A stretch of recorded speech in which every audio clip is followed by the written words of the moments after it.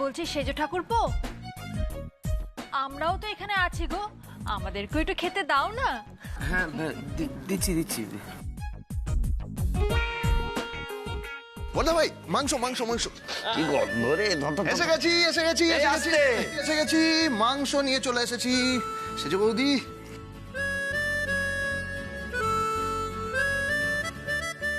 দীপু ভাই আমার বলছি যে আমার বউকে একটু নলির হাড় দেখে দিন, আমার খুব পছন্দ করে, দে না প্লিজ। রে বাবা শেষদা ভাই, পাবে পাবে, সবাই সবকিছু পাবে, নো টেনশন নো চিন্তা।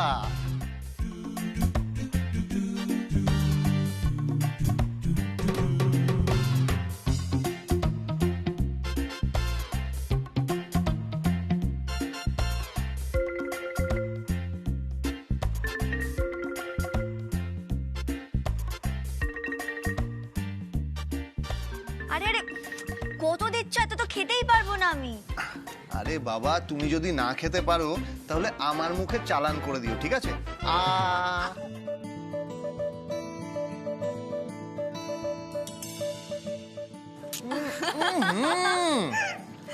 এ বাবা একদম তো নুনই হয়নি মা, তুমি দেখে রান্না করোনি, একদম নুন দিতে ভুলে গেছো। এ কি তোমার জিভ না জিভে গজা গো? আমি যখন কতটা মাংস খেয়ে টেস্ট করলাম, একদম পারফেক্ট, নুন ঝাল সব হয়েছে। যদি শাশুড়ি নাম্বার 1 শো হয় না, আমার আন্টি মানি জিতবেন।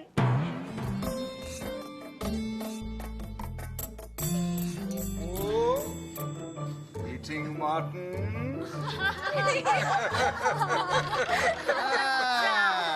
ধরা পড়ে গেলাম তো। আমি বলেছিলাম না, মিথ্যে কথা বললে ছোছারা এইভাবেই ধরা পড়ে যায়, বুঝতে পেরেছো কি? আমি বলেছিলাম তো, শিকারি বেড়ালের গোপ দেখলেই চেনা যায়। দেখুন দেখুন কেমন শিকারি বেড়ালের গোপটা বেরিয়ে আসছে, দেখুন একবার।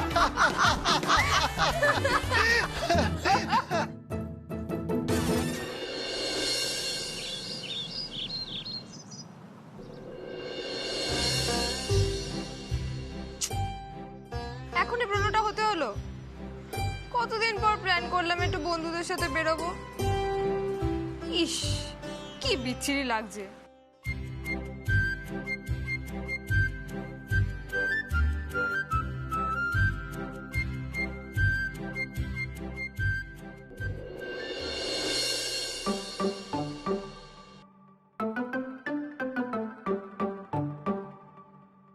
কি হলো মেঘা, তুমি মুখটাকে এরকম বাংলার পাঁচের মতো করে বসে আছো কেন? দেখো না ছোট বৌদি, কতদিন পর বন্ধুদের সাথে বেরোনোর একটা প্ল্যান বানালাম, এই দেখো এই অবস্থায় আমার আর বেরোনো হবে না।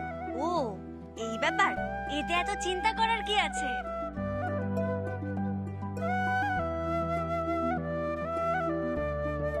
এটা অ্যাকনে স্টার ফেস ওয়াশ। এটা হলো অ্যাকনে স্পেশালিস্ট, যা জানায় পিম্পল এবং অ্যাকনেকে বিদায়। অ্যাকনে স্টার কাজ করে 3টি সহজ স্টেপে। প্রথমে ত্বকে থাকা ব্যাকটেরিয়াকে মারে, সারিয়ে তোলে অ্যাকনে এবং ত্বকের দাগ মেটায়, যার ফলে ত্বক হয় উজ্জ্বল এবং পরিষ্কার। অ্যাকনে স্টার পাওয়া যায় সাবান এবং জেল ফর্মেও, যা ব্যবহার করলে আমার সুন্দরী ননদিনী আরো সুন্দরী হয়ে বেরোতে পারবে বন্ধুদের সঙ্গে।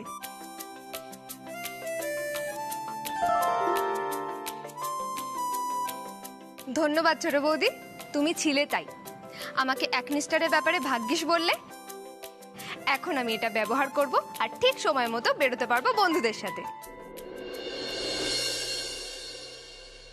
পুজো তো এসে গেল, না করেছি শপিং, না গেছি একটু পার্লারে। পুজোর আগে পার্লারে গিয়ে একটু facial, manicure, pedicure, hair spa করতে হবে না? এই মেঘা, তোমরা কি আমায় ছাড়া পার্লার যাওয়ার প্ল্যান করছো নাকি? একদম না। দেখো, হাল, ফ্যাশন, ট্রেন্ড এগুলো কিন্তু আমি বেশি বুঝি, আমার থেকে শিখে নিও কেমন? ও আচ্ছা, বেশ, আজ থেকে তুমি তাহলে আমাদের বিউটি পার্লার গুরু। ওখানে আবার কত কাজ পড়ে আছে বলো তো? আর তুমি আমাকে টানতে টানতে এখানে নিয়ে আসলে কেন বলো তো? আরে বাবা শোনো, যাওয়ার সময় আমি শুনলাম যে মেজো বৌদি, ছোট বৌদি আর দিদি ভাই মিলে পার্লারে যাওয়ার প্ল্যানিং করছে, ওই জন্য তো তোমাদেরকে এখানে নিয়ে এলাম। চুপ চুপ চুপ, ওরে বাবা রে বাবা, মা যদি জানতে পারে না ভীষণ রাগ করবে, আর এবারে তো কানটাও বলে দিতে পারে। হ্যাঁ বর্দি ভাই, আমাদের বাপের বাড়িতেও না ঠিক এরকমটাই হতো জানো। আসলে বাবা তো মেয়েদের পার্লার টার্লার যাওয়া একদমই পছন্দ করতো না। কত বড় বয়সে গিয়ে তবে আমরা আইব্রো প্লাক করতে পেরেছি, পার্লার যেতে পেরেছি, তবুও আমরা যেতাম। বাবাকে লুকিয়ে মাকে বলে তারপর আমরা পার্লার গেছি। অপু যখন কলেজে ভর্তি হলো তখন আমরা দুজনে লুকিয়ে লুকিয়ে পার্লার গেছি। কিন্তু মা না এসব কোনোদিনই করেনি জানো। মারা তো এরকমই হয় দিদি ভাই, যা কিছু ভালো সে সব কিছু ছেলে মেয়েদের জন্য তুলে রাখে, যেমন গোটা ডিম, বড় রসগোল্লা, মুরগির ঠ্যাং, মাছের মাথা, আর নিজেরা ছোটগুলো খায়। তুমিও যখন মা হবে তখন তুমিও বুঝবে। এক মিনিট আমি লজ্জা পাচ্ছি কেন? আমার লাইন তো এখন অনেক দেরি আছে। তার আগে তো মেজো বৌদি আছে, আমার দিদি ভাই আছে, আমার লাইন সব শেষে। আমি তো এখন বাচ্চা। বাচ্চা না চৌবাচ্চা। এই চৌবাচ্চা আমার খুব ভালো লাগে। দিদি ভাই তোর মনে আছে ছোটবেলায় আমরা বাড়ির বাথরুমের চৌবাচ্চাগুলোকে সুইমিং পুল বানিয়ে ওর মধ্যে পুতুলগুলোকে ডুবিয়ে ডুবিয়ে স্নান করাতাম? তার মনে না থেকে যাবে কোথায় বলতো? ওইভাবে তুই কতগুলো পুতুলের চুল নষ্ট করেছিস বলতো, আর তারপর মায়ের কাছে মারও খেয়েছিস। হ্যাঁ, মায়েদের কাজই তো খালি শাসন করা। এই যেমন আন্টিমান আমাদের সবাইকে কত কড়া শাসনের মধ্যে রাখেন। হ্যাঁ গো, মায়ের মনটা বাইরে থেকে যতটা কঠিন, ভেতর থেকে মাখনের মতো ততটাই নরম। আর সেই মাখন অপু পাউরুটিতে লাগিয়ে চিনি দিয়ে কপ কপ করে খেয়ে ফেলবে। এই অপু, তুই চুপ করবি? না গো, হাসির কথা নয়, মায়ের মনটা সত্যিই খুব নরম। জানো, তখন আমার সদ্য সদ্য বিয়ে হয়েছিল, আর তোমাদের বড়দা ভাই ব্যবসার কাজে কলকাতায় গেছিল। সেদিন বিকেল থেকে আমার কি ধুম জ্বর, আর মা সারা রাত আমার মাথার পাশে বসে জলপট্টি দিয়ে গেল। দেখো, আমি হয়তো এবারের বড় বউ, কিন্তু তেমন গুণী তো নয় বলো, তাই না? ও মা আমাকে ক্ষমা ঘেন্না করে দিয়েছে। মা কিন্তু আমায় খুব ভালোবাসেন। এই বর্দি ভাই, মা কিন্তু আমাকে কম ভালোবাসেন না। হ্যাঁ, কেন কেন? তোমার মাথাতেও বুঝি উনি জলপট্টি দিয়ে দিয়েছিলেন? না পায়। পায়ে জলপট্টি দিয়েছিলেন? উফ, পায়ে জলপট্টি না, ওই চুন হলুদ লাগিয়ে দিয়েছিলেন। ও মা, কেন বলো তো? তা তুমি বুঝি দৌড়তে গিয়ে পড়ে গেছিলে? না আসলে আমি না রাস্তা দিয়ে হেঁটে যাচ্ছিলাম, আর একটা কুকুরে তাড়া করেছিল।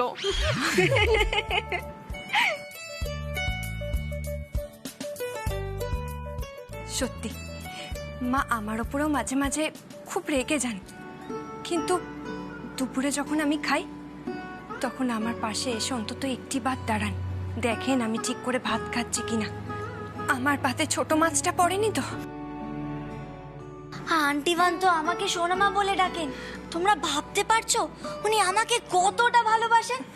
উনি আমাকে সব থেকে বেশি ভালোবাসেন। এই যে আন্টিবান আমাদের সবাইকে এত এত ভালোবাসেন, তা আমাদেরও তো উচিত ওনার জন্য কিছু একটু করা। ঠিক বলেছো, কিন্তু অপু, আমরা কি করব বলো তো? কি করব? কি করব? কি করব? প্রজেক্ট সাজাবো যতনে। প্রজেক্ট? আরে হ্যাঁ, এই তো তোমরা একটু আগে পার্লারে যাওয়ার কথা বলছিলে। তা পার্লারে না গিয়ে পার্লারের দিদিদের যদি আমরা ফোন করে বাড়িতে ডেকে নিই, তারপর আমরা তাদেরকে বলবো যে আন্টিমানকে যেন সাজিয়ে দেয়। অপু, তুই এসব কি বলছিস? হ্যাঁ, তোর শরীর ঠিক আছে তো? হ্যাঁ, আমি ঠিক আছি। পেডিকিউর, ম্যানিকিউর, ফেসিয়াল আন্টিমানকে সব করিয়ে দেবো, আর সব শেষে ভ্যাকসিন। কাম সারছে।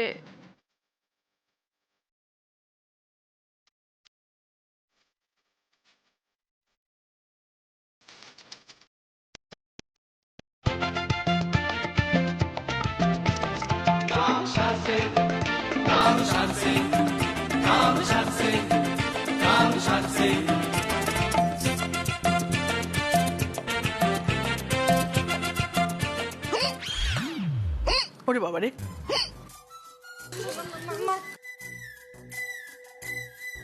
হেঁচকি তুলতে তুলতে মরে গেলাম।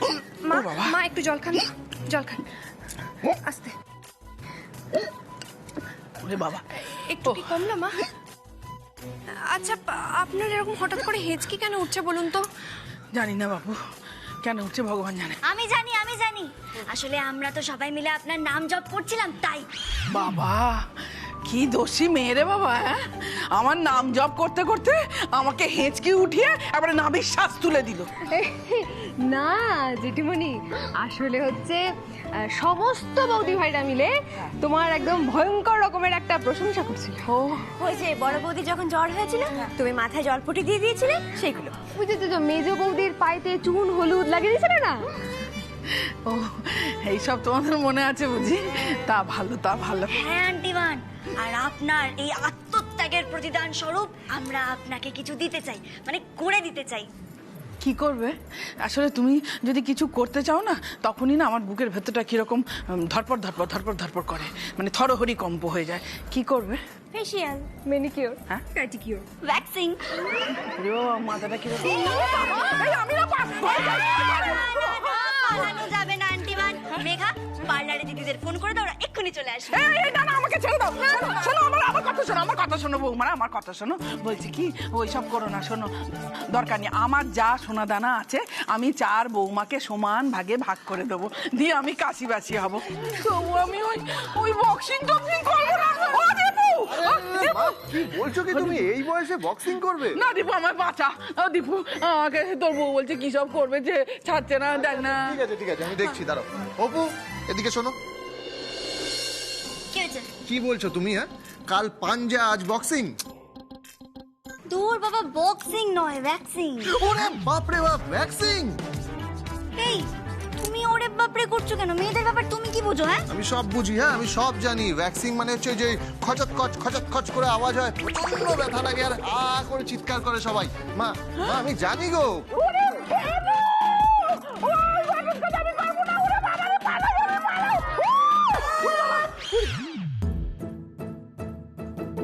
আহা আন্টিমান, আপনি মুখে আঙুল দিচ্ছেন কেন? আমি তো দীপু অ্যাসিস্ট্যান্টকে বলেছি। এই যে একটা কথা বলো তো, বলো।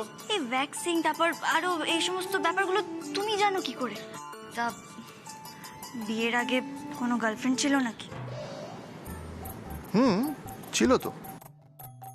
তোমার চেয়েও বেশি সুন্দরী, তোমার চেয়েও বেশি বুদ্ধিমতী, আর তোমার চেয়ে পেটুকু একটু কম ছিল।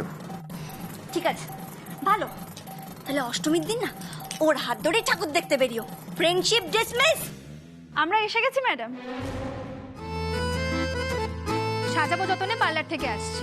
তোমরা কারা? কি করবে তোমরা? আপনি যা বলবেন। মন্দাকিনী থেকে মাধুরী দীক্ষিত, মাধুরী দীক্ষিত থেকে আলিয়া ভাট, আমি সব সাজিয়ে দেবো।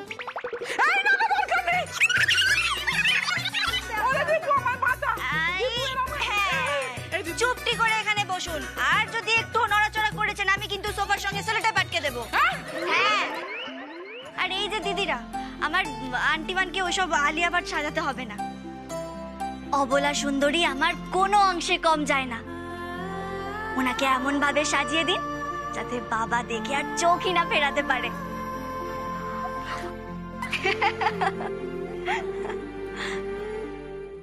1 2 3।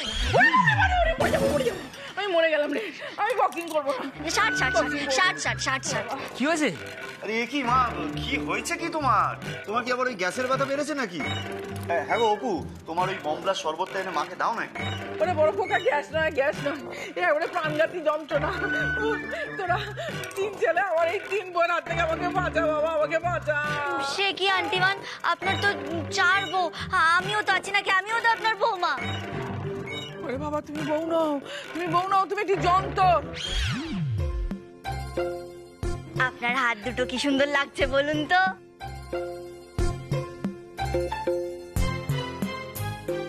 এই যে এবার তোমরা বাকিদেরও করে দাও।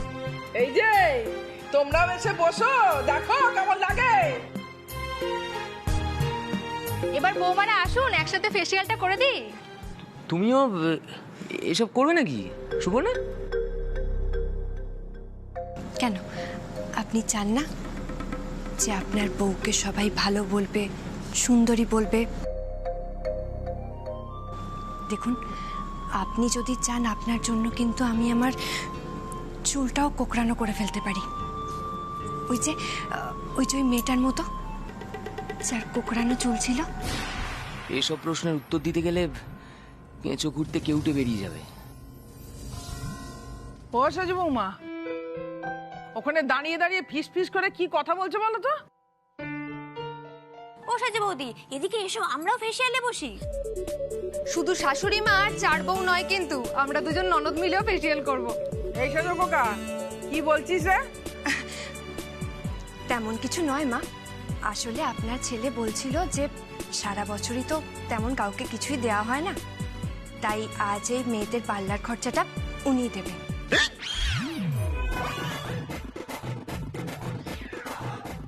আমি যা বাবা, আমি এরকম কখন বললাম? ও মা, এক্ষুনি তো আপনি বললেন। না না সুপর্ণা, তুমি কোথাও একটা ভুল হচ্ছে। আমি এরকম বলিনি। ও মা, আপনি তো এক্ষুনি বললেন তো আপনি।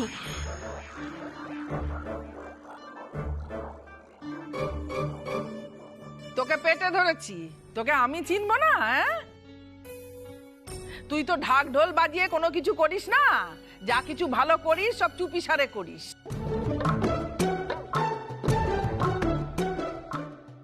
সব বুঝি আমি। আমার একটা চিমটি কাট দীপু, চিমটি কাট। চিমটি কাটবো? না কাটিস না, স্বপ্নে নেই আমি, বুঝলি মা? কিন্তু আমি না কিছুই বুঝতে পারছি না। এখন তো দেখি ভাই তোর মুখটা দেখি। আমি নিজে কিছু না, বুঝতে তুই শোন না আমার কথাটা, তুই বিয়ের পরে এরকম পাল্টে গেছিস? হ্যাঁ, এরকম মানে হাত খোলা হয়ে গেছিস। আরে আমি সুপু কিছু- এই তো সুপু, সাবাস, ওয়েল ডান। মানে তুমি আমার এই ভাইটাকে একেবারে না মানে মানুষ বানিয়ে দিয়েছো।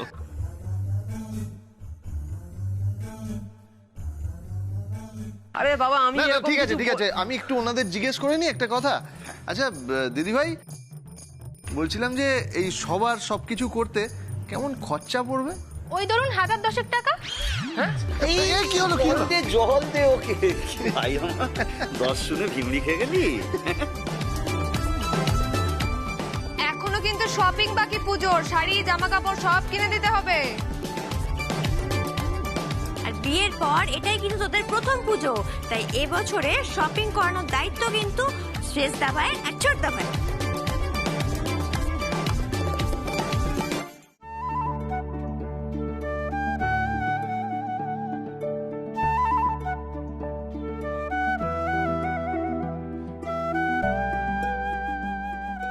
ব্যাগটা না শুকোনো পর্যন্ত কিন্তু কোনো কথা বলবেন না। আমি ঘরে যাচ্ছি। হ্যাঁ হ্যাঁ হ্যাঁ, তুই বরং ঘরেই যা, বুঝলি শ্রেষ্ঠা ভাই? ঘর থেকে গিয়ে ওই 10,000 টাকা নিয়ে চলে আয়। যা যা। হ্যাঁ হ্যাঁ যা, চাটা কিছু লাগলে তোদেরকে ডেকে নেবো, যা। মা, এটা কি বলছো বলো তো তুমি? তুমিও তোমার এই বৌমাদের পাল্লায় পড়ে আমাদের দিয়ে চা করাবে? বর্দা ভাই চল এখান থেকে পালিয়ে যাই, চল চল চল।